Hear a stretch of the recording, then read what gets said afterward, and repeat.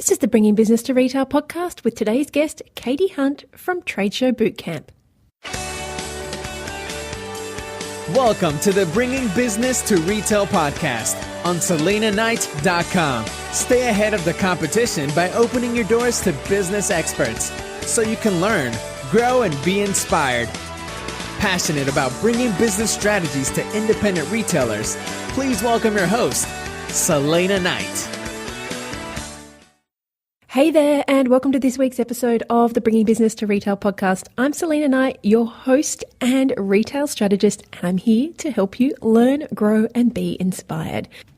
Now, as I record this, it is a Monday afternoon, the sun is shining, my dog Cav and I have just gotten back from the aged care facility where we volunteer in the therapy dog program. We go and visit the old people and they get to pat Cav and ask me over and over again how old he is and was he a race dog? It's a question that I get asked probably about 100 times while I'm there.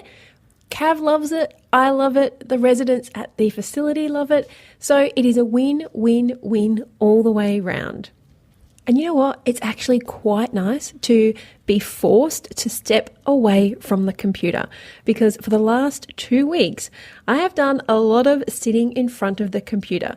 I'm heading off to the Traffic and Conversion Conference over in San Diego in just over a week's time. So I am desperately prepping everything to get it ready to go live. And so when I get there, my awesome marketing manager, Monica, and I can sit down for the weekend. We can do a whole bunch of business planning. And then on the Monday, we are off to Traffic and Conversion. Are you going to be there? Are you heading off to San Diego to the Digital Marketer Conference? If you are, send me a message. Send me a Facebook message or an Instagram message or hit reply to one of my emails. And if we have enough people who are in the area, then we might just organize a little bit of a meetup. I think that would be fantastic to meet retailers from around the world and talk all things digital marketing. So if you are heading over there, make sure you get in contact with me and we can see if we can organize a meetup.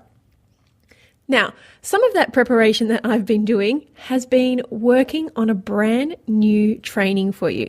And this training is all about Facebook marketing, specifically why your Facebook marketing isn't working, why your ads are falling flat, and what you can do to change them around to be profitable product sales ads. Now, this is going to be a free online training, and I'm just about to organize the date. So if you're listening to this and you know that this is something that you need help with, you're already using Facebook ads, and they're just not converting for you, they're not turning into sales, then this free training will be going live and you can register for it at SelenaKnight.com/marketing. That's SelenaKnight.com/marketing. And you can grab your spot in the live online training. So I'll be going through the 3 main reasons that your Facebook ads aren't working and what you need to do to solve those problems and turn them into high-performing product ads. Because let's be honest, nobody can afford to be spending marketing money on advertising and marketing that just isn't converting to sales. And so many people, in fact, Katie and I talk about this on the show today, so many people write off really bad marketing as brand awareness. And I say that with air quotes because it's a way to make it feel like it is okay to be spending money on marketing that isn't working. But as I say to all of my clients, you aren't Nike. You can't afford a brand awareness campaign. You need a profitable sales campaign. So if that's something that you need help with, Facebook ads just aren't working for you, head over to SelenaKnight.com/marketing and you can grab your spot on the live training. You can even bring your questions and hang around for the live Q&A where I'll be answering all of your Facebook marketing questions. Now, before we jump into today's episode, something that I haven't done for ages is read a review. And this is one of the ways that you can support the podcast. If you love listening to the podcast, it would be fantastic if you could just hit the button on your phone in the show notes that says leave a review and just leave me a quick review. And how does this help? Because iTunes is just like every other platform. it has an algorithm. And if you are leaving reviews, it helps me show up higher in the podcast list. So today's review is from Foxtrot 12345. And Foxtrot 12345 says, I've just discovered this podcast and I've binge listened. I've never worked in retail and started my own e-commerce biz last year. Being bootstrapped, I can't afford strategists or consultants at this point in time, so listening to this podcast has been total gold. Thank you so much, Foxtrot12345. And if you would love to support the podcast, you can do so by clicking the link and just leaving us a quick review, and you just might get a shout out on the show. Now, on to today's episode with special guest Katie Hunt from Trade Show Bootcamp. Now, if you've ever thought of doing a trade show, then this is the podcast that you just have to listen to. Katie is a wealth of information. And just some of the things that we talk about are the biggest mistakes that people make when it comes to exhibiting at a trade show, and how to value your time when you are pricing your products. This one we talked a lot about because so many people undervalue their products, especially if they're handmade. We also talk about the preparations that you need to put in place before you go to the trade show. And I share a couple of little secrets that my clients have used to get the most out of their trade show booths. We look at sharing a booth, whether it's worthwhile, and if you do decide to go ahead, what can you do to make sure that you get the most out of your share of the exhibiting booth? And also, Katie shares her tips on creating a strategy to organize trade shows, to organize what's going to happen before, during, and after the trade shows so that you don't end up with a brand awareness campaign.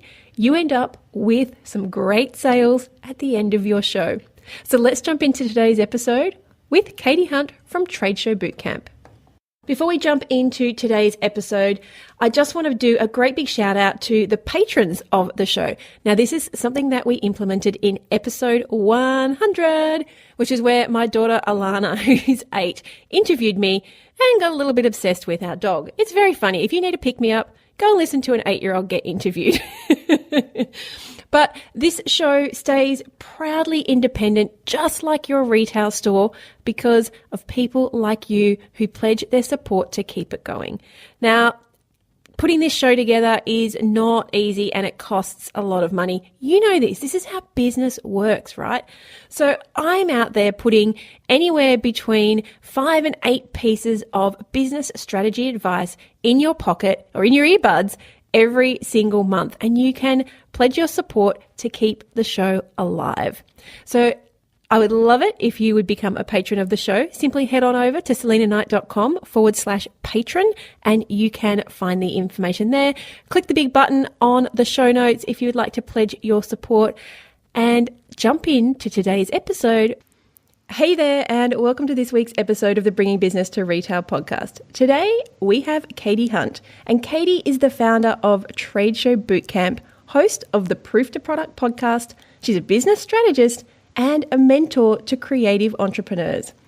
Best of all, in 2009, Katie launched her wholesale line for Kelp Designs, and she was selling into retail stores all around America right up until 2016, when she decided to stop her manufacturing and focus all of her time and energy into her Trade Show Bootcamp community. So I'm really excited to have Katie on the show to talk all about getting ready for trade shows, especially when you're a retailer. So welcome to the show, Katie. Oh, thank you so much. I'm honored to be here. We have had so much fun before we even got onto this episode. So I hope that I get all of the questions in before we get to the end of the podcast. Now, tell us a little bit about how you ended up in retail before we get onto the trade show stuff. Tell us a bit about Kelp Designs. How did you start it? What were you making? What was your why? Sure. So in 2008, I started Kelp Designs, which was a stationery brand, and it's a common story in our industry, but I was getting married and I just loved paper. I was working in a very corporate job in a law firm, and I thought, gosh, I need a creative outlet. We're getting married. I started playing with patterns and fonts and made our own wedding invitations. And then I also made some personalized stationery note cards for my bridesmaids. And again, it was just more for my own personal use and for fun. But as these things go, friends and family started asking me to design wedding invitations for them and personalized note cards and things like that. So I ended up creating a Etsy shop and things started selling. And from there, my mom said to me, well, if you're going to do this and you're really going to make a business out of it, have you thought about wholesaling and have you thought about going to the National Stationery Show? Go, Mom. Yeah, I know. Yeah, she's very much an entrepreneur. So she, if you're gonna do something, you might as well go big, right? But yeah. So then that was October 2008 when I started, and I expanded that product line a little bit and into things like book plates and greeting cards and some more off-the-shelf type products that could be sold in stores because the personalized stuff it's a little bit trickier to sell through stores. And yeah, I launched at the National Stationery Show, the wholesale side of my business in 2009. And it went upwards from there.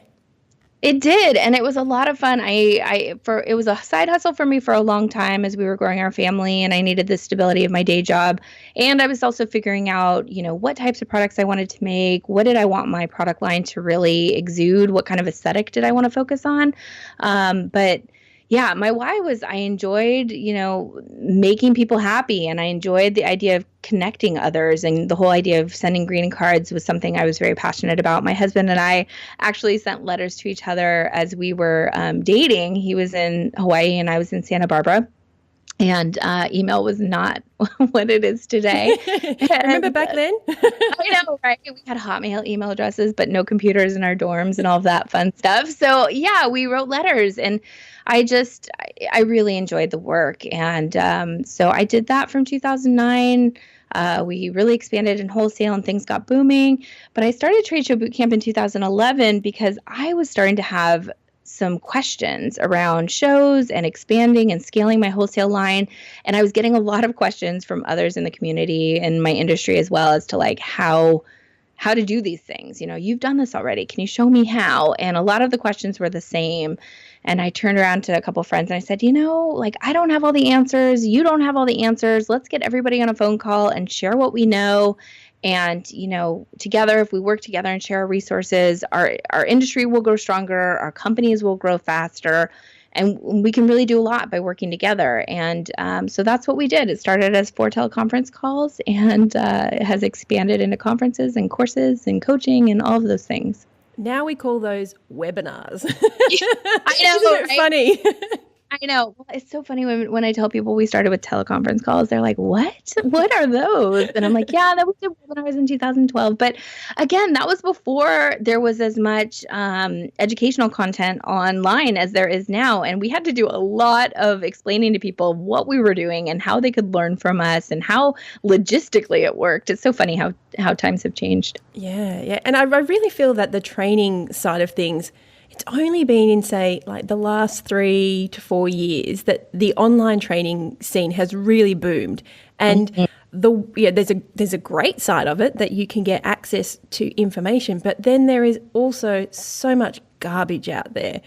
And yes. To be honest, I really do feel like when you pay for something, I don't know, maybe it's just me being time poor, but nowadays I'm just like, can you just tell me how much it will cost and give me the stuff I need? I don't want to sift through 45 YouTube channels and 15-minute videos only to get to the end and realize that is not what I was looking for. Yes, I'm sitting here shaking my head so much. Yes. I think too, it is easy for people that have some knowledge in different areas to create courses or workshops now and consider themselves experts when maybe they're not quite there yet, So I agree with you. It's become such a necessary and such a wonderful thing that we have access to all these different experts and courses and things like that. But I do understand people's curiosity and for will I get the value out of this? Will there be a return on my investment, and will this benefit me? Yeah, and I do think that's not that this is even what we're not here to talk about courses, but we go where the conversation goes. But I do find that that's the difference between when you pay for something is you want to get a return on investment versus when you're just sitting there. You can tell when I say this story that I clearly recently was trying to do something and sat through a lot of YouTube videos to try and figure the answer out. And in the end, I just paid someone $30 to fix it. Yeah, but I spent 2.5 hours trying to work it out myself. Yeah. But well, it's a procrastination tool, though. You don't. There's no impetus to try and implement what you've learned. Okay, what I was trying to do was a tech issue, but when when you see these things, when you do free courses, they're kind of like they're there in the back of your mind. But when you pay, you're like, no, I've forked out some cold hard bucks for this, and I need to see some return. I will do the work. Absolutely. Absolutely. I agree with you. Okay, so we are here to talk about trade shows, and let's get really clear right from the beginning. When we're talking trade shows, we're talking the kind of trade shows where you as a manufacturer, supplier, creator, go to sell your wares to other retailers. We're not talking about to the end consumer. We're talking you want to get your products into somebody else's store. Correct. Okay. Yep. Now, no, I was just thinking before we got on, we had a good chat before we got on, and we said a lot of people just start with the trade show. So let's start with the trade show, and then you can tell us some of the biggest mistakes that people make when they're going to display, appear, show, whatever word you want to use at a trade show. Sure. So I get a lot of people coming to us saying, I'm ready to do this show. We focus primarily on, American-based shows, particularly the National Stationery Show and New York Now. But we have companies that do Atlanta and Dallas and even Toronto Gift and, just a wide range. But my point is a lot of people come to us and say, I want to do shows because I want to get my products on the shelves of retail shops near and far. And my first question to them is always, how much product do you have? How many SKUs do you already have done? And the reason I ask that first is because we found over the last 7 years that a lot of people come to us wanting help with merchandising and building a trade show booth, but they don't have the foundation of their product-based business ready to go to a show yet. So I like to take them a step back and focus on their product first and make sure that it's in alignment with their industry standards, that they have enough product that buyers are going to be interested in what they're selling and be able to order enough to meet their minimum opening orders and all that stuff. So product is first. And then the second thing I walk them through, again, before we ever talk about trade shows, are their terms and conditions and their sales strategies. So do they have their catalogs ready? Do they have their minimum opening requirements? Are they sure that their pricing is in line with wholesale standards? All of these things sound kind of boring, but they are very critical to success at a show, and they're very critical to selling wholesale in general. So that's where I start with people typically. And then we head into show details. And I love that. I bet you the next question after your first question is obviously, you probably hear this, I reckon, 7 out of 10 times, what's a SKU? Yep. Oh, yeah. Yes, we do. How many do I need? How many do I need? What's a SKU? And then I also hear, but how do I make the SKU? Like, what do I need to include? And I'm, the SKUs can be whatever you want, but keep them short, keep them simple, keep them relevant to what you're selling so that it's very simple and easy for anyone to, pull and order and all that stuff. Okay, so just quickly give us like this 60-second version, because there are going to be people who are listening who maybe aren't as advanced, who are going, yeah, ladies, you are talking about a SKU. You're saying people ask that question. What is the answer? Yeah. A SKU is very simply put an item number. So as you're growing your product line, you want to assign an item number to each of your products. And this is good for 2 reasons. One, internally, as you are, creating your catalog, or you're doing inventory, or you are adding products to your online shop, this is a way for you to track how much of that product you have. So the SKU number is always tied. You'll usually have a name for that product too, if it's a greeting card, I'm in the greeting card world, so birthday balloons or something, happy birthday this, whatever it is. You will probably have a name, but you'll have a number, or the SKU number can be a mix of alphanumeric. So for example, if it was a happy birthday card, I would encourage you to maybe say HB for happy birthday, and then a 3 to 4 digit SKU, depending on how much product you have. Keep it simple, make it relevant to what you're selling. If it's jewelry and you're using a certain stone, maybe the letters at the front are tied to the type of stone, and the numbers are just a random order, sequential numbers. So that's the first reason why you'd want a SKU. Externally, when you start working with stores, retail shops, they are going to use your item number when they place orders from you. They're also going to use it in their POS systems, their ordering systems in their shop. And so if they start to run low on inventory in their shop, they can turn around to you and say, hey, we need more of this SKU number. Can you send it with the next order? And so those numbers are tied to each product so that they can order quickly and you can manage your inventory and everything internally within your business. Because there's nothing worse than getting an order for 25 of the happy birthday cards with blue balloons, and you've got 7 different designs with blue balloons. Exactly. That's exactly it. Yep. And the idea behind the SKU is, the HB, happy birthday, without even knowing what the numbers mean, there's some kind of identifier for you. So you go, right, okay, straight away, that's a happy birthday card. So you create these numbers and they're completely different to a barcode. Mm-hmm. Yep. Absolutely. They're completely different. The barcodes. And I work primarily with small manufacturers, independent manufacturers. They're typically one person shops. Maybe they have a small team. We don't recommend people deal with UPC codes until they absolutely need to, until they start working with, key accounts, larger stores, until a shop asks for them.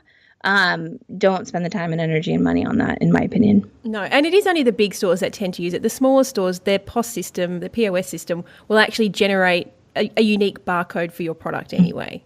Right. Okay, so how do you address the concern? And I know that I'm trying to pull some examples from my clients without giving any names away.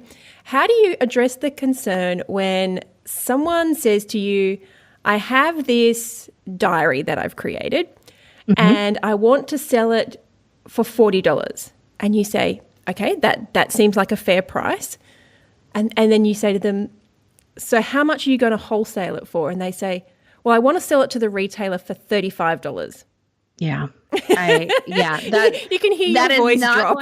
Yeah, exactly. I know. That is not going to work. So when I talk to people about their product, we're not just talking about how much they need to create, but we're really trying to hone in on what are their profit margins? What are their production costs? And when we talk about production costs, that's where you want to dial in on how much does it cost me to produce just one single item? Including your time. Yes, all the hard costs of the materials, but absolutely labor. And if you do not have a team of people helping you package and send stuff out, you still want to factor in your time because your time is valuable. And at some point, you may want to bring somebody else on the team. So you want to build a buffer into that production cost so that you do have the ability to hire somebody should you choose to do that down the line. So yes, absolutely include your time in there as well as any hard costs tied to the materials and production of your product. Now, one of the questions that I get asked all the time is, how do I work out what I should sell my product for? And how do I work out what I should wholesale my product for? Right. I'm sorry. That and I didn't finish my answer. I apologize. Oh, I'm sorry. No, it was my fault. I just forgot to answer it. So yes, thank you for bringing me back on track. This question 10 times every day. Okay. So it gets tricky. Once you figure out your production cost, I usually tell people you need to work your numbers from 2 different directions. From the bottom up, which is what we just talked about, figuring out your production cost and knowing exactly what it costs you to create that product. And then you need to work your numbers from top down. And what I mean by that is looking around the market and seeing what other products that are very similar to yours in terms of size and style and price point that you want to be at and all that, what are they selling for? And that your wholesale price, well, your retail price, let's focus on that, is going to be somewhere in between those two things because you don't want to be above what others in the industry are selling things for because you're not going to make the sale. You're going to lose money. And you don't want to be too low because then you're leaving money on the table and you know, who wants to do that? So really what you want to do is look at your production costs, look at what things are selling for and know that that's kind of your barriers of your boundaries of top and bottom. And then from there, you need to, I don't like, and you may have a different opinion on this, but I don't like to use what are they called? Like pricing calculators. I don't like to say, okay, your production costs are $5. So now you need to 3x that to get to your wholesale account, your price. I kind of like to look at, this is what the market will bear for this type of product. Your wholesale is going to be at least half of that. And then look at how that corresponds to your production costs. So let's hypothetically look at that book for $40. And if it's retailing for $40, a store is going to buy it for $20 approximately if they're going to keystone it. Keystoning means that you double the wholesale price to get to the retail price. But I have to say, here in Australia, there are 40% is I'll say 40%. So in terms of doubling it, that is what every retailer wants. They might take slightly less. So instead of a 50% margin, they might take 40. But if you can't give them that, you are automatically moving down the list of products for them to stock. Yep. Absolutely. And some retailers in the States will mark up even more than 50% because they have maybe higher overhead or whatever it is. And the important thing to remember is you will set the wholesale price, but the retail stores, once they purchase your merchandise, they will decide what that retail price is. But you have a general idea based upon what the wholesale price is and general keystoning terms. But so that $40 book would realistically be wholesale for about $20, and you need to look, can you produce that? And do you make a good enough margin at $20 to wholesale that? And one thing I go over with clients too is not everything you sell needs to be sold to both the retail and the wholesale market if you're selling to both channels. And if you are selling a high priced item and you cannot get that margin to where it needs to be for you to sell it wholesale, then just sell it to your retail customers and sell other things that have a better margin for you to your wholesale customers. Yeah, that is so, so true.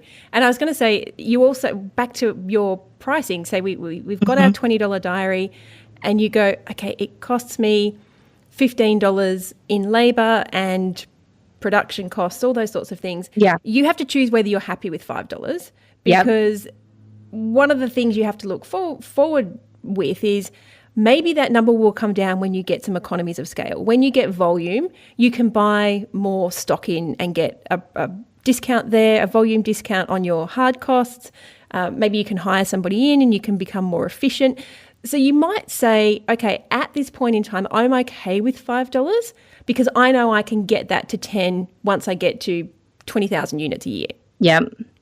The other thing is, with a brand new product, I like to start small in terms of how I'm manufacturing it. So as you mentioned, as you get the economy of scales, you start to produce a higher volume, your production costs are going to go down. But I know when I'm launching a brand new product, I'm okay not getting huge margins on that because I'm kind of testing the market. And I'm trying to see if people are going to be into it, if they're going to buy it.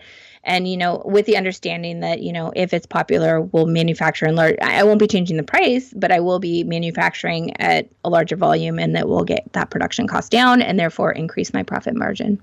Okay, so one of the things you touched on before is going out to the market to see what other people's pricing is. So let's talk about the diary. You look around and very, very similar diaries range from $30 to, say, $55. So you're like, okay, the market will, $40 is kind of in the middle.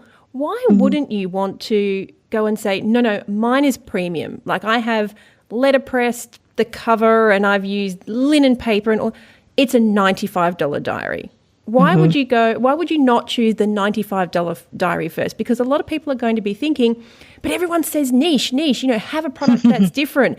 Why shouldn't you go for the $95 product? Why should you stay in that kind of mid-range and not price yourself above everybody else to begin with? Well, I think that question will take people back to what their overarching brand is about and what other types of products they have in their collection. If all of their products are higher end and, they do have that, foil stamping, letterpress, all the luxurious stuff, and people are used to seeing higher price goods from them, then they could price that at a higher price point. However, if this is a first run at something, I like to tell people to be conservative at the beginning and not necessarily put all the bells and whistles because you have to think about the cash outlay for all of these things. If it's a really luxe diary, you're going to be spending a lot more to get it out there. And if it's an untested product, that creates a lot more risk for your business. If you're creating something that's a little more mainstream, that's not to say there's less risk. There's less financial risk, but there's about the same risk as when you're asking, are people going to buy this? So I think my feeling on this is that it ties back to your overarching brand and the product collection that you already have. If your brand is higher end and people are used to seeing, higher end products from you, then I think it's okay to go above what the norm is. But I do think you need to be educated and do your homework and find out, what the market will bear for certain types of products, because some things very much have an industry standard. There's some product categories that buyers just, this is what it is, and that's what, that's all you can do. But there's other product categories where it's a little bit more open to interpretation, or the style, things like jewelry, that can vary greatly as to what a necklace would cost. But greeting cards are very standardized, for example. I was going to say, back to your greeting card, like here in Australia, you can get your $1 greeting cards. Your average greeting card in a store is probably $6 or $7. And then if you go to a boutique, you might pay up to $10, maybe $11. But anything over that, it's got to be something super bloody awesome. Right. You have to have one heck of a point of difference to be selling a greeting card in Australia over that $10 range. Yeah. Oh yeah, that's high here too. Yeah. All right.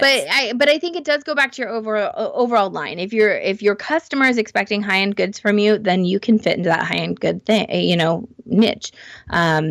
If you don't have a following that's already used to seeing high-end products, it's going to look out of place for them. They're going to question the pricing, and they're going to question the value. Even if you explain to them all the bells and whistles and why it's higher priced, I think they would have a hard time mentally, the psychological aspect of buying it.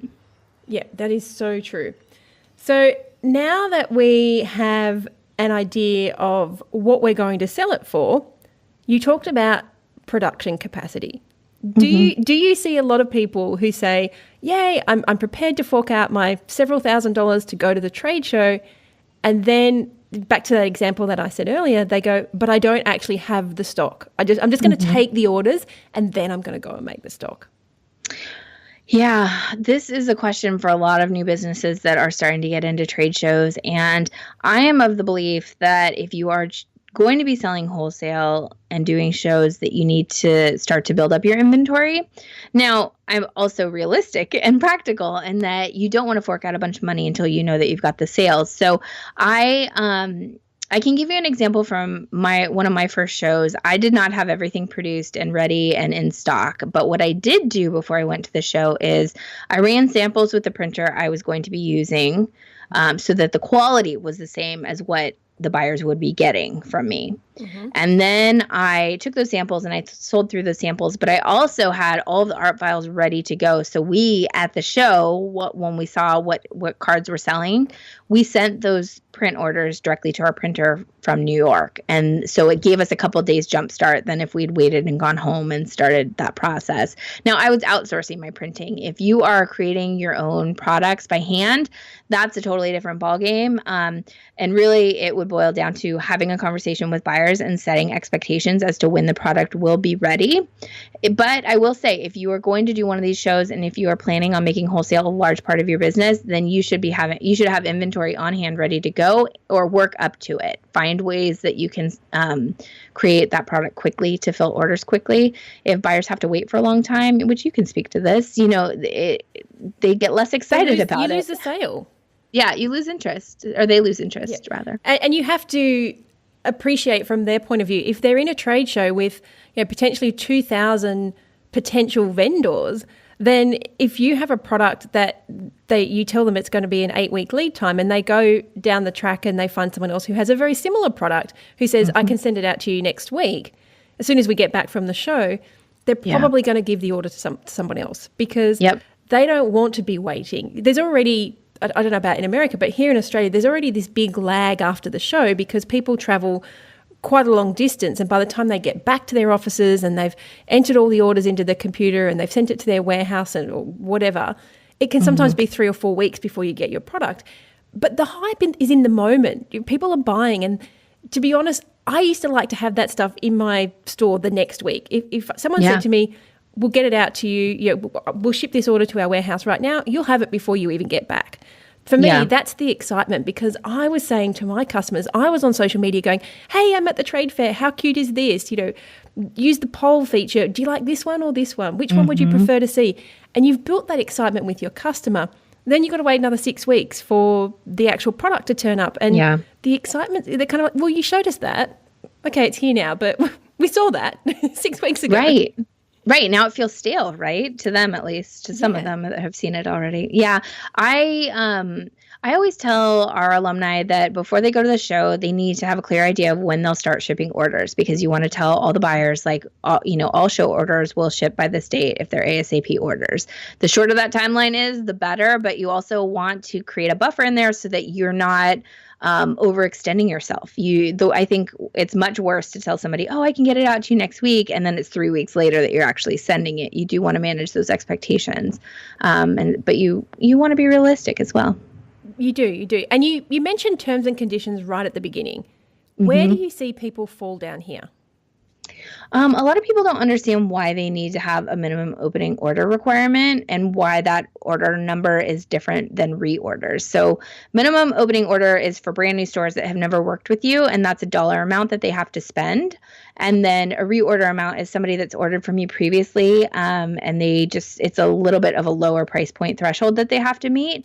But setting those minimum orders, it's really important. One, it shows professionalism on your part that you know what you're doing. Just by having them alone, it helps. But two, it makes it worthwhile. Well, a couple things. It makes it worthwhile for you to fill the order. You don't want to be filling, $10 wholesale orders. That's not worth your time and energy. But it also makes sure that the buyer has enough of your product to merchandise it on the shelves well. And if, they only buy 2 or 3 things, it might make your products look kind of sad on the shelves rather than a whole collection that people can choose from. So because no one buys the last one. It is a retail phenomenon. If there is one on the shelf, nobody buys it. Right. So those are 2 things people say, well, why do I need this? I'll take any order. I'm excited about any order. That's the other thing I will say. That people get so excited, and I am guilty of this too. So when I say people, I hope it doesn't come off as judgmental, because I went through this too, where buyers came up to me and they were like, I really love this card and I would love to have it in blue instead of green. Can you do that for me? And I would want to say, yes, I will totally do that for you. But realistically, no, you can't do that for everyone that comes in. That creates a custom order, and that's very different than your wholesale orders. And you did say yes the first few times, though, didn't you? Oh, yes, I did. And then I kicked myself about it later, because I'm thinking, oh my gosh, now I'm having to run a special job just for this customer, and they're ordering 6 cards and I have to order 20.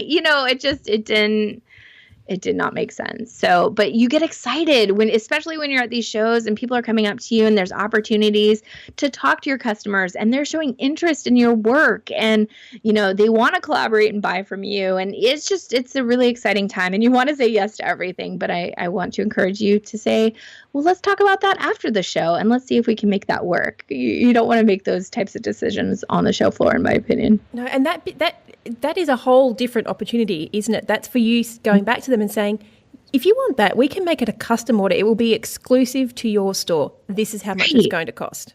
Yep. And you can turn it around, just as you said, to make it really special and exciting for them. And again, worth your time to do it as well. Yeah.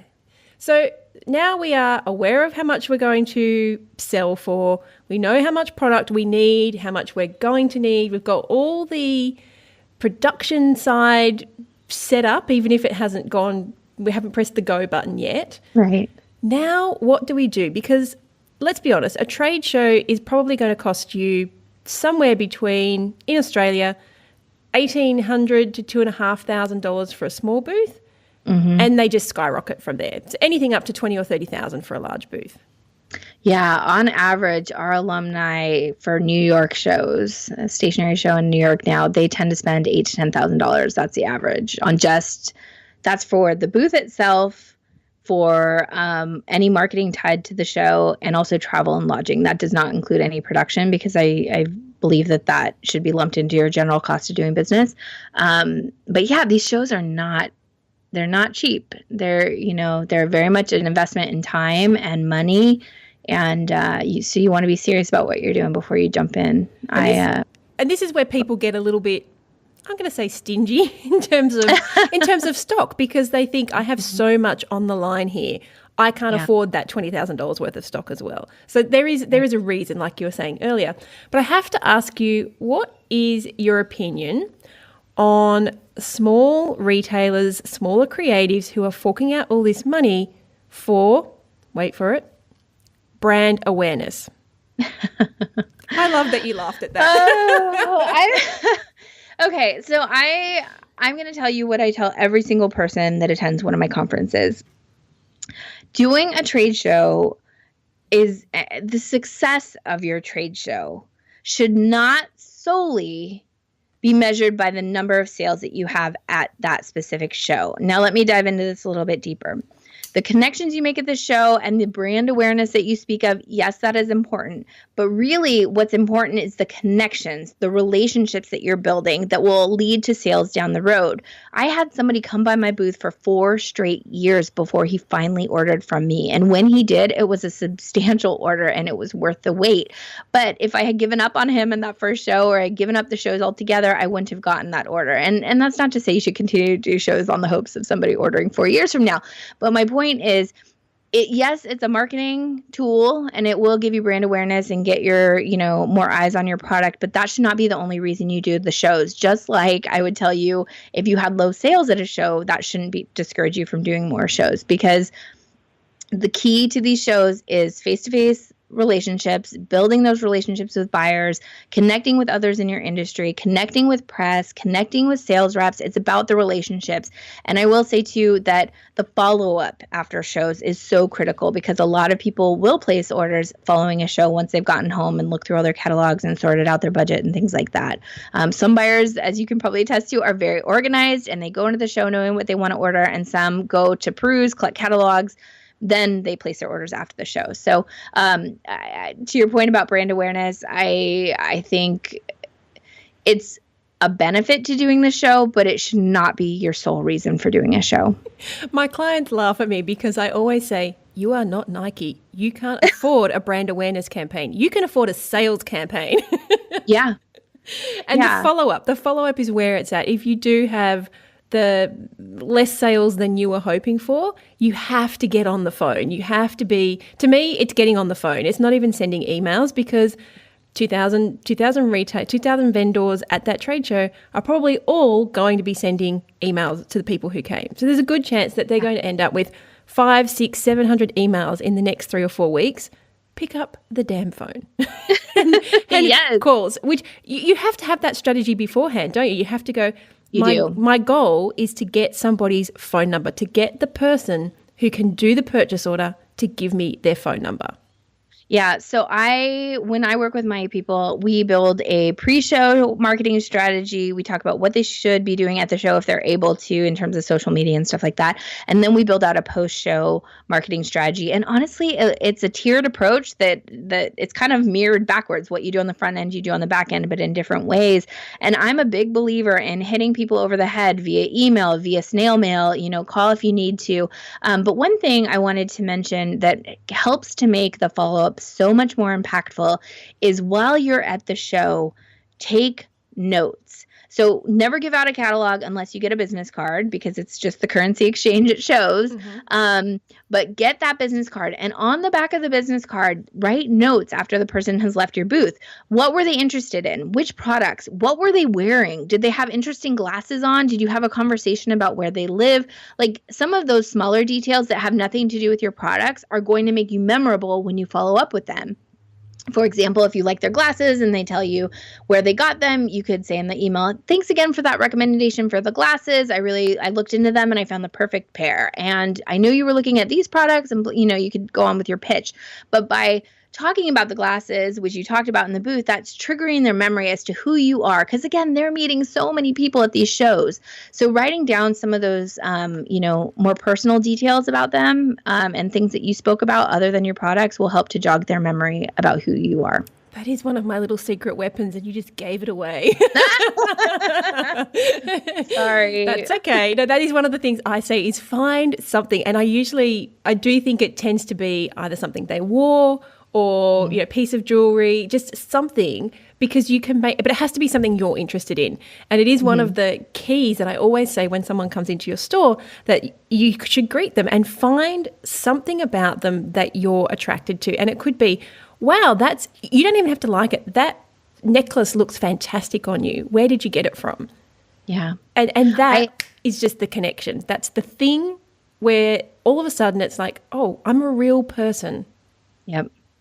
Well, and it's interesting too, if you've ever stood in a trade show booth and, watched people walk the aisles, people have this they have this face about them. They're either they don't want to come too close because they're worried you're going to jump out at them and attack them, or they're afraid to kind of make that connection with you. They just want to kind of roam and see what they like. And if they're comfortable, they'll step into the booth. And that's where I'll usually I agree, greet them, show that you're warm and welcoming, but you're not going to attack them with sales information. And I usually just let people wander. And after they've been there for, 30 seconds, a minute, I say, can I help you with anything? Or is there anything specific you're looking for this show?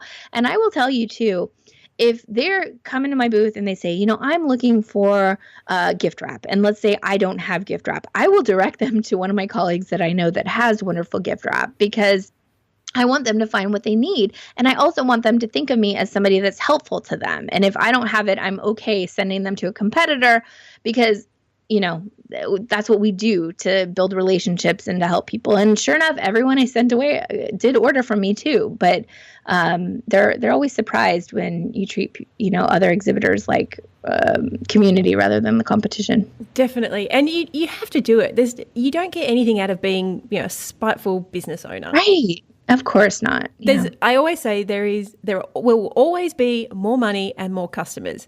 When you live in that scarcity, no, this customer's mine, the universe, yes, we get all woo-woo. The universe is like, you're a greedy business owner. I'm not sending anybody your way.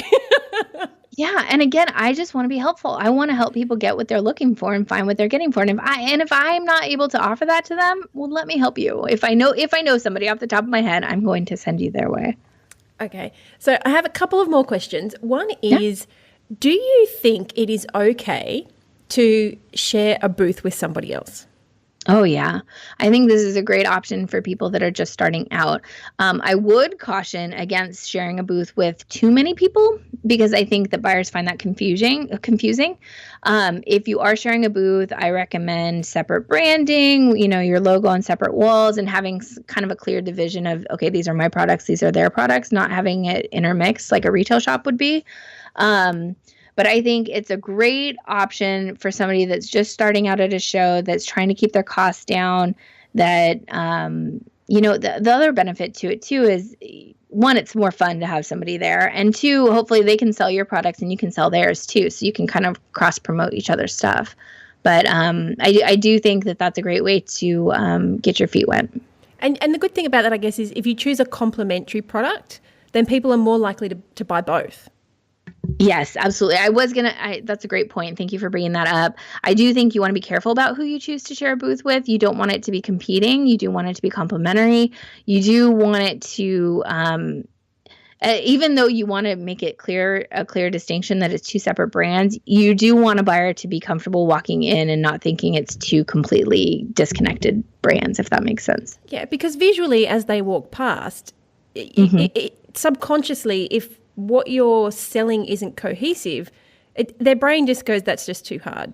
I don't know what's going on there. It's just too hard. Too much. I've had that face as I walk through the the third day of the trade show. Oh yeah, you're exhausted. We're exhausted. I know. I hear you. All right, now I did a little video when I was at one of the Australian gift fairs, and it was a little impromptu one, just to kind of look. I was being a little bit snarky, and I was trying to prove a point.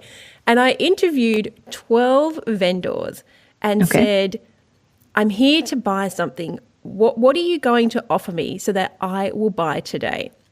And I can tell you, of those 12 people we videoed, 10 of them said, well, here's my stand. What did you want to buy? Yeah, right. One lady went, right, well, and she was selling candles, and she said, as of right now, if you order 5 fragrances, we'll give you a box of the 6th one free. And I was like, you are a smart lady. And then one more store said, if you order more than $500, we're doing free shipping. So what is your take on having an offer at the show? Okay, I love this question. Thank you for asking it. Because I do think there's a lot of exhibitors that are not prepared for this kind of thing. And so I think most buyers prefer free shipping. And if you're going to go that route, I recommend you have a high opening order for the show for that, just because that's free shipping tends to add up pretty quickly for you. And it's a big chunk out of your profit margin. I am a much bigger fan of getting more of your product on the shelves of their store. So the example you gave about the candle with, buy 5, get the 6th one free, that is what I usually counsel my clients to do, because again, it's getting more product on their shelves, and the cost out of my pocket as a manufacturer is much less for that one item rather than shipping the whole order, especially things like candles. That gets really heavy really fast and really expensive. But I love the free product with purchase if you order a certain amount. But again, with all of those, I recommend having a certain threshold, like a dollar threshold that they have to meet to get those. Yeah, I just find that a lot of people who walk away from trade shows saying that they didn't get the sales they wanted, they're the people who didn't have an offer that makes me buy today. And to me, as a consumer, as someone who's bought for several retail stores in one go, if I'm going to buy today, you've got to make it worth my while. Yeah. Because otherwise I'll just walk around and get 20 different candle people, and then I'll come back and I'll work out which one I might like.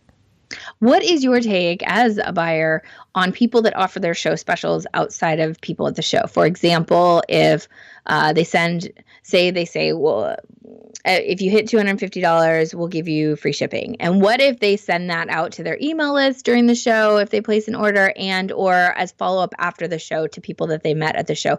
Does that leave an icky taste in your mouth if you see that? I am all for a bit of FOMO though. So I would I counsel my clients who do trade shows to say, offer your trade show special during the trade show to anybody else. So anyone who places orders from the 1st to the 3rd, which is when you're going to be at the trade show, is eligible for this special, because not everybody can fly to a trade show. Yeah.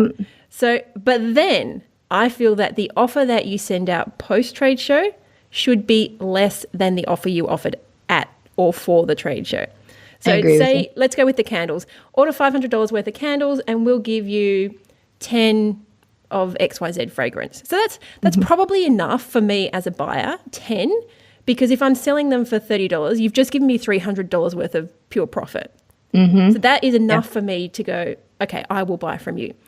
But maybe post-trade show, that might be, we'll give you 3 testers or three of them, because the person who's at the trade show, you wanted their order on the day to make it worth your while. You want to know that when you've left, you've covered your costs, you've made some money, you know how much you need to produce. So if you get into in my opinion, if you get into the habit of offering the same thing for another 2 weeks, there is no impetus for that person to buy from you on the day. So you're just creating the same situation that you were in before. I agree with you. It's interesting to hear your take as a buyer too, because I've told my audience the same thing of after the show, you should be offering something different. Like the other thing is you don't want to take away the, what's the word? Like the specialness. The specialness is exactly what I was going to say. But you don't want to take that away from the people that did make the time and effort to come to the show. You want to give them kind of like a higher offer, a better offer than what you're giving to everybody else. So I do like the post-show special being something different.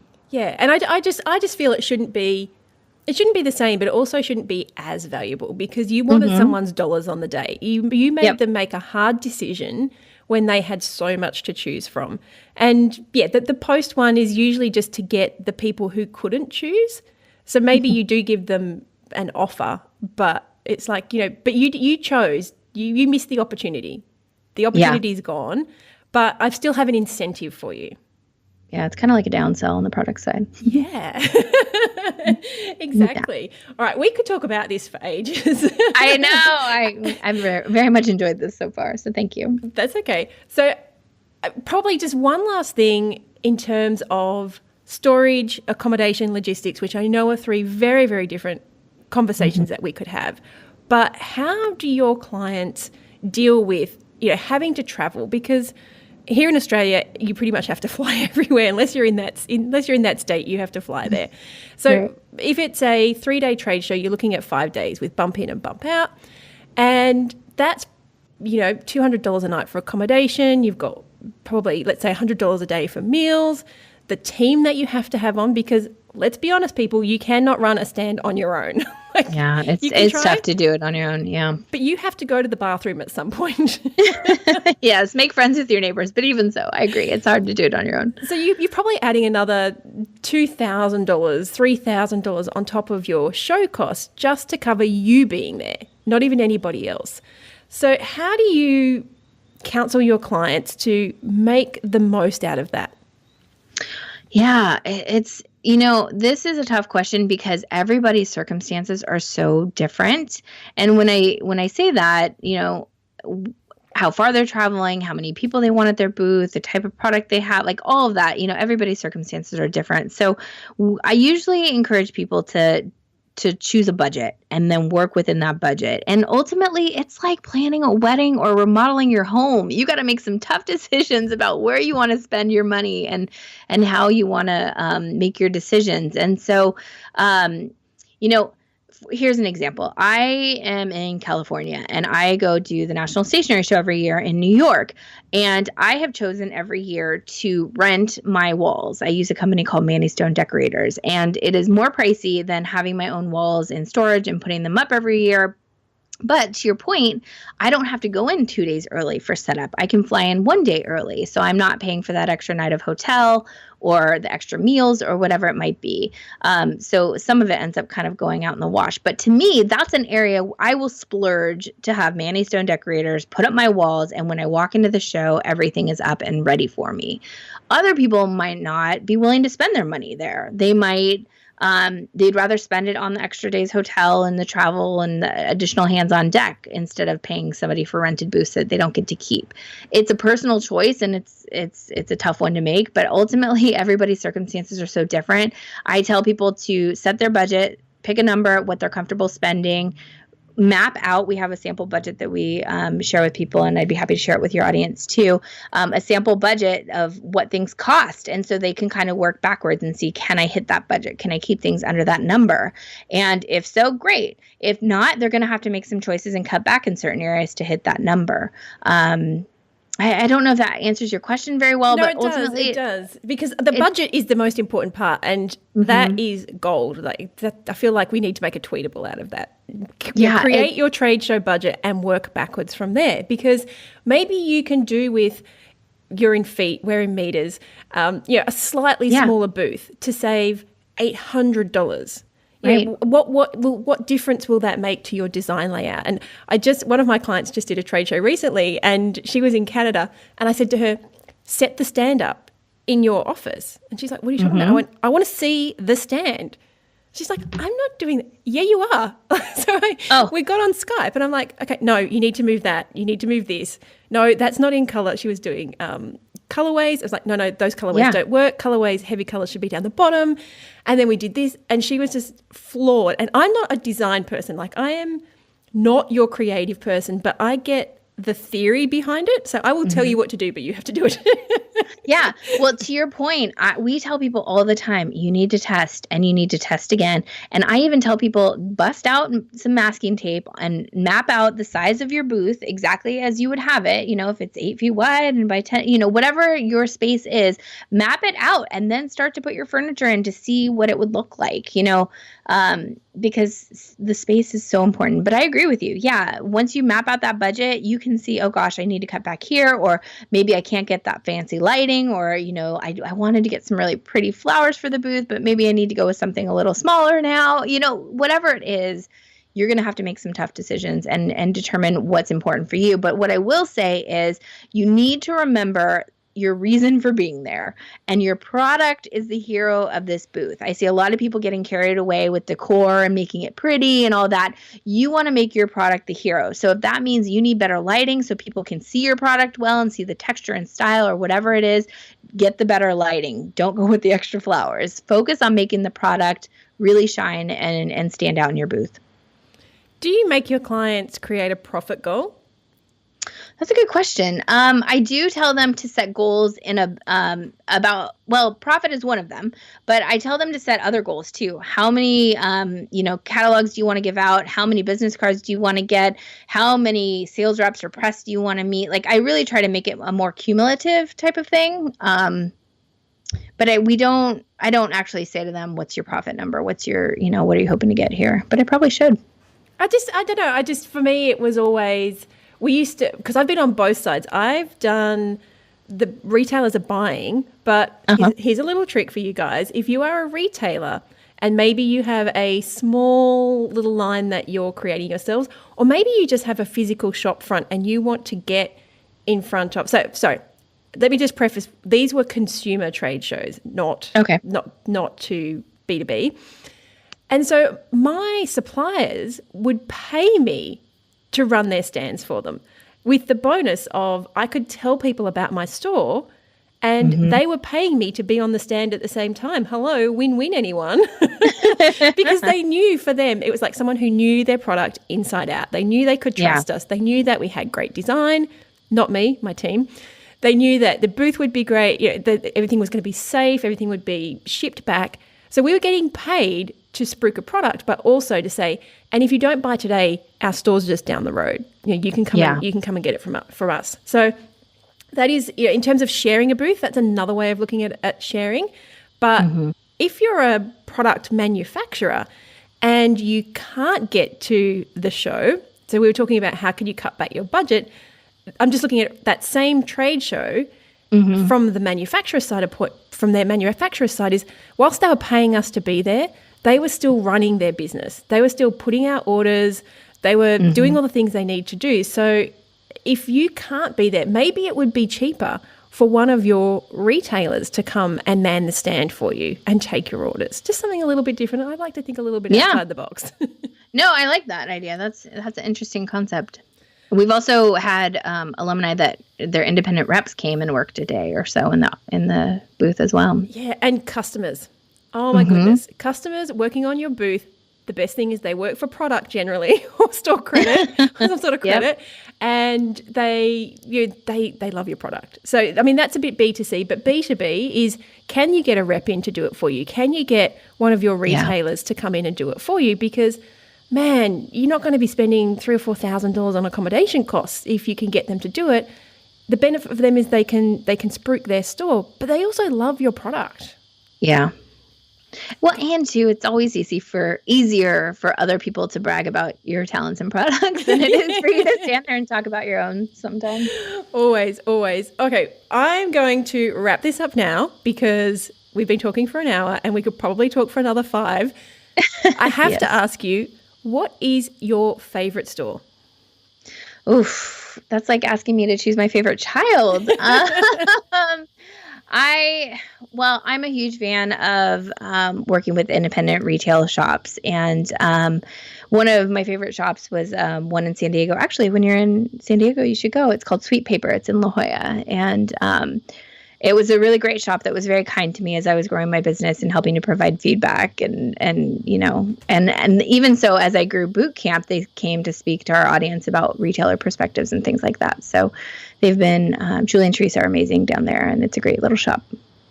Why do you love it so much?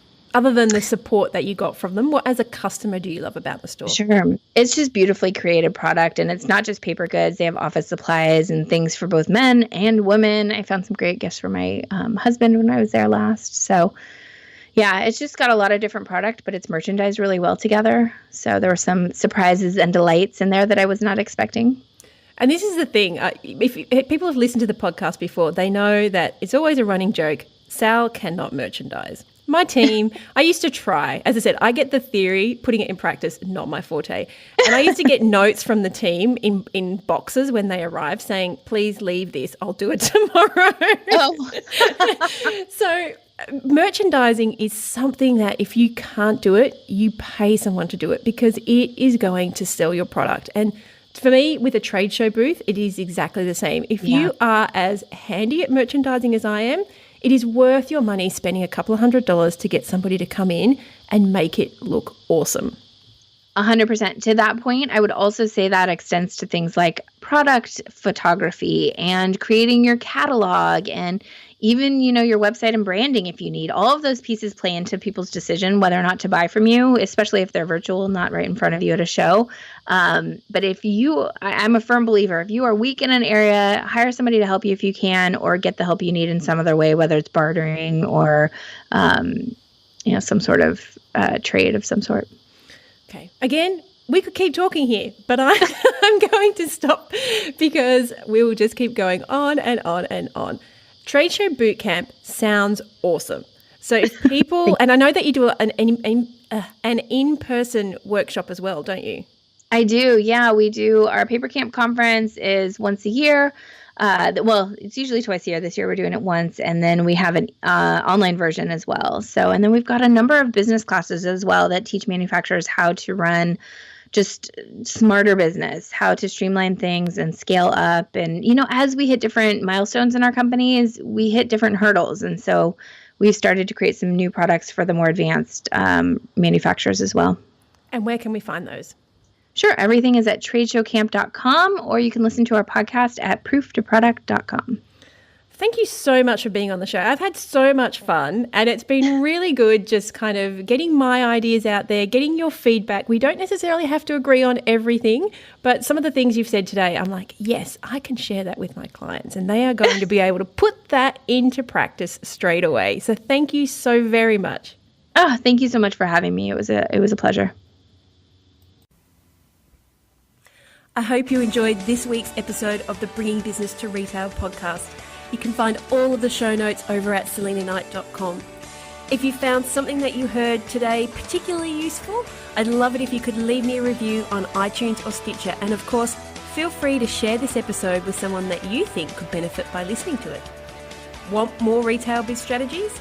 You can watch the Bringing Business to Retail TV show, where each week I'll answer a question or provide you with a simple, actionable retail biz strategy that you can implement in your business right away. If you have a question or a guest, I'd love to hear from you. Drop my team an email at podcast@selinaknight.com, and I'll see you on the next episode. Have a great week.